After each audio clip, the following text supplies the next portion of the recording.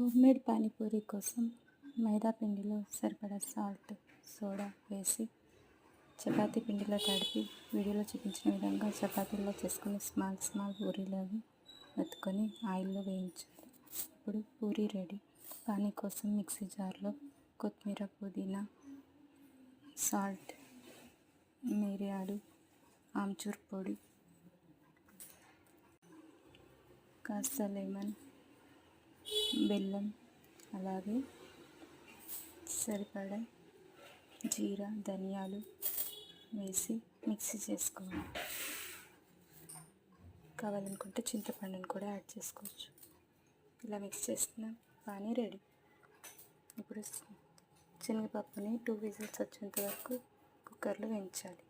శనగపప్పు లేదా బూందీ లేదా ఆలుని కూడా తీసుకోవచ్చు. పూరీలో గ్యాస్ స్టఫ్ చేసి పానీతో తీసుకుంటే పానీపూరి రెడీ.